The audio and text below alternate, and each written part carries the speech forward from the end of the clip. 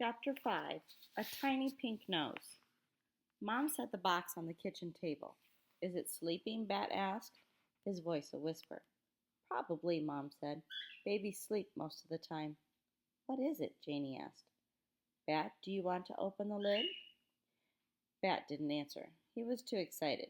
Very carefully, he lifted the lid of the box and peered inside. Janie stood behind him, breathing on his ear. You're breathing on my ear, Bat said. Janie ignored him. It's just a bunch of rags, she said. Mom walked around to the far side of the round table and reached into the box. She scooped up the pile of material and sat down. Look. Bat watched as Mom shifted the towel in her arms.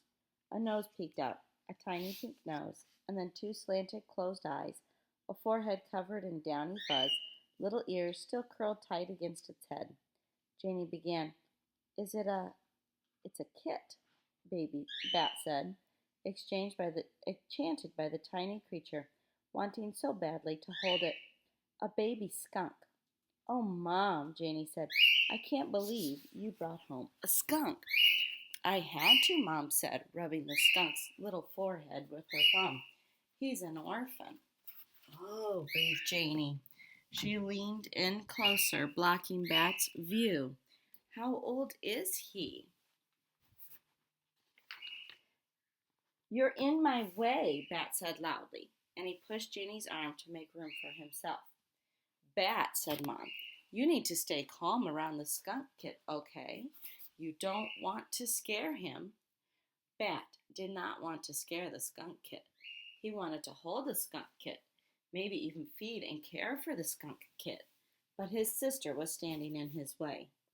Move, Janie, he hissed at her as quietly as he could hiss. Why don't you both sit down, Mom said. I'll tell you all about him. Janie plopped down into the chair on Mom's right, so Bat went around to her other side and sat in the chair on her left. He scooted the chair as close to Mom's as he could. The kit was still tucked into the towel, only his little face was visible. Eyes closed, he opened his mouth in a yawn, his tiny pink tongue arching out. Mom said, Bat, do you remember when we smelled that skunk on the way to school this morning?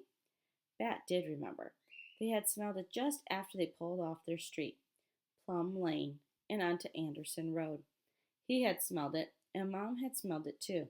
Bat had craned his neck, looking out each window carefully. He had seen lots of people on bicycles. They lived near a college, and the students mostly rode bikes to class. And he'd seen other cars, and some people on foot. It was the beginning of spring, but it was still cold, so he had seen lots of hats and scarves. He'd seen an American flag on a flagpole in front of the post office. He'd seen a red bus.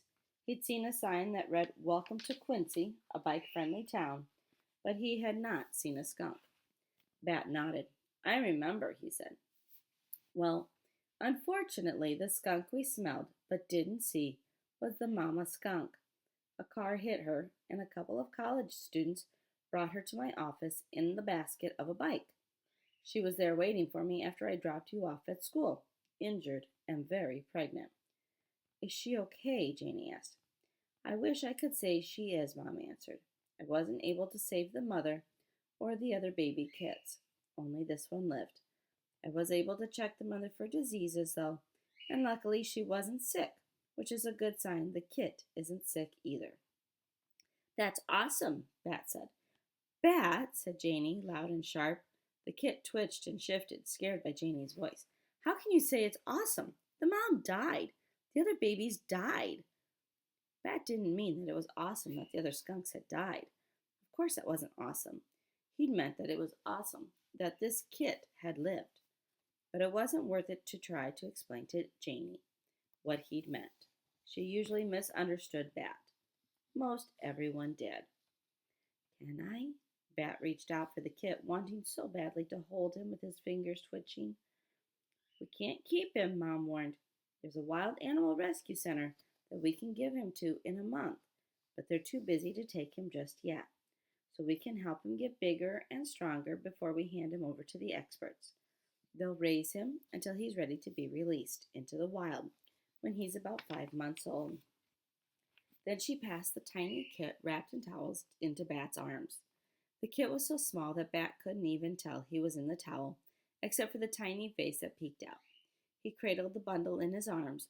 He felt his face stretch into a wide smile, so wide it made his cheeks sore. Chapter 6 Skunk Lunch. Can it spray yet? Janie asked. No, Mom answered. Soon he will be able to, but when skunks are babies, they can't spray as strongly as the adults.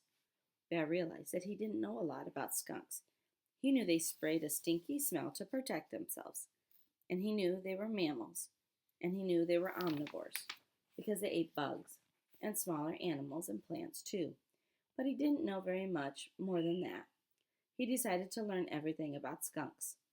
What are we going to feed him? Bat asked. Can I do it? He's too little yet to eat, so we need to feed him formula. They don't make skunk formula, so we use puppy formula. It's the closest thing to mother skunk milk.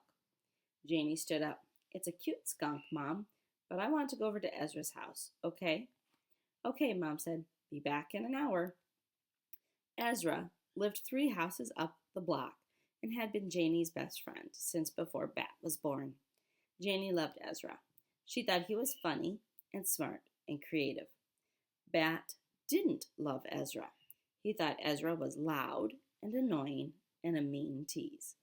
Sometimes when Janie went to play at Ezra's house, it bothered Bat that he wasn't invited and that there wasn't a house he was invited to visit where Janie didn't go. But right now he didn't care about Ezra or about anything other than feeding the skunk kit. Goodbye, he said to Janie, without taking his eyes off the baby skunk's tiny face. The skunk was yawning and licking his lips with the world's tiniest pink tongue. Janie left. Mom said, Okay, Bat, sit right here, and I'll get the formula. She went to her bag and pulled out a can, like a soda can with a picture of a puppy on it. Mom shook it, cracked it open, and dipped a syringe inside, pulling the plunger up. Bat watched it fill with the thick white liquid. We only give him a few drops at a time, Mom said, carrying the full syringe back over to the table. Watch me do it first. She took the skunk and arranged him on her lap, one hand over his back and under his front legs, to hold him upright, the other hand aiming the syringe full of formula at his mouth. The skunk seemed to know what was about to happen and twitched his little pink nose back and forth eagerly. Mom slowly pushed down on the plunger, and Bat watched a thick white droplet of puppy formula push through the hole at the end of the syringe. The skunk tipped back his chin and opened his mouth, licking eagerly at it. What a good little baby, Mama crooned, pressing more formula into his mouth. I want to feed him. Let me feed him. I want to feed him, Bat said. Okay, Mom handed the skunk back to Bat. He tried to hold the skunk the way Mom had, and then took the syringe in his other hand. Very slowly, Mom warned him. And finally, it was Bat's turn. As slowly as he could, he pressed down on the plunger, aiming the syringe tip at the baby skunk's mouth, and it worked. The skunk's little pink tongue lapped at the formula. Droplets gathered at the corners of the mouth, and some ran down his chin onto the towel, but most of it made it into the baby skunk. I'm doing it, Bat whispered. I'm feeding him. You sure are, Mom said. Bat knew he was doing a messier job of it than Mom had done, but the baby skunk didn't seem to mind. I love him, Bat said. He hadn't meant to say it out loud. Mom laughed. Careful, or you might make me jealous, she said. But it's true, Bat said. I love him. Mom said they'd have to hand the kit over to the rescue center in a month, but Bat, holding the tiny animal in his arms, made a silent promise that he'd figure out a way to keep him. Chapter 7 Every Other Fridays. The next morning was an every other Friday. On every other Fridays, Mom drove Bat to his school, and Janie walked to her school, just like usual. But in the afternoon, Dad would pick them up. First Bat, whose class let out 20 minutes before Janie's, and they would all go home to his apartment for the weekend. Every other Fridays made Bat uncomfortable, like his skin was on too tight. Bat liked it when things followed a pattern. Every other Fridays broke the pattern. This every other Friday was the worst one Bat had ever experienced because It meant that it would be 3 days until he saw that skunk kid again. He had begged Mom to let him take the skunk to Dad's house, but Mom refused. The baby skunk needs to be with me, she said. I'll take him to work and the vet techs can watch him while I'm with patients. Besides, Bat, I don't think your dad is a fan of skunks. Bat even tried pretending to be sick so that he could stay home instead of going to school. He told Mom that he had a sore throat and achy ears. Bat hardly ever lied. It made him feel itchy. But even though Mom's patients were animals rather than humans, she was still kind of a doctor. She shined a light into his ears and made him say, "Ah," as she looked down his throat. "You're not sick, Bat," she said.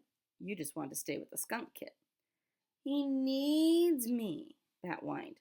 "Bat," Mom warned, "don't let yourself get all worked up, okay?" "Sorry, sorry," said Bat. "We can help raise the kid this month as a family, as long as you keep on doing all the regular stuff, too. School, Dad's, and homework, and everything. If the skunk kid is too big of a distraction, then I can get Lawrence to take him home on the evenings." Lawrence was Bat's favorite vet tech at Mom's clinic. He could juggle 5 juggling clubs, and even though he had enormous hands big enough to hold all 5 clubs at once, he was gentle. He had the deepest voice Bat had ever heard, deep like space. But no matter how much Bat liked Lawrence, there was no way he was going to let him take the kid home after work. "My throat feels better," he said, "much better." Mom and Janie and Bat all left the house together. Mom locked the door behind them. She kissed Janie and said, "Look both ways. Have a fun weekend." "Okay, Mom," Janie said. "See you on Monday." Bat climbed into the back seat of the car and fastened his seatbelt. He liked to sit in the middle seat because someone had once told him that that was the safest seat in the whole car. That was one of the things he didn't like about every other Fridays. His dad's car, a fast little yellow convertible, didn't have a middle back seat. It just had 2 side back seats with a hump in between. Mom placed the box with the skunk kit on the front passenger seat. Then she started the car and backed down the driveway. It wasn't a long drive to Bat's school. The distance from their house to his school was exactly 2.3 miles. Bat knew this because he liked his mother to push the button on the dashboard each morning, the one that reset the trip meter. Bat spent the entire 2.3 miles trying to come up with reasons why he shouldn't go to Dad's, even though it was an every other Friday. A reason that wouldn't make his mom give the kit to Lawrence. But he couldn't think of anything. They arrived at his school. "You'll take care of the kit?" Bat asked Mom. "Honey," Mom said, "I'm a veterinarian. Taking care of animals is my job. I promise." Bat nodded. He unbuckled his seatbelt, slid across the back seat, and got out of the car. "Wait a minute," Mom called after him through her roll-down window. "Aren't you forgetting something?" He had his backpack. He had his lunch. He had his earmuffs. "Nope," he said. Mom smiled. "You forgot to kiss me goodbye." "Oh, yeah," said Bat. He walked back over to the car, stuck his head through Mom's window. She wrapped her arms around his neck and pulled him close. Her wavy brown hair tickled his nose. "Goodbye, little Bat," she said. "I'll miss you." Then she kissed his cheek. "Goodbye," Bat answered. He walked up to the school's front door, then turned around. Mom was still there, in her car, watching him. He raised his hand and waved. Mom honked the horn at him, 3 light, happy honks, and then she drove away.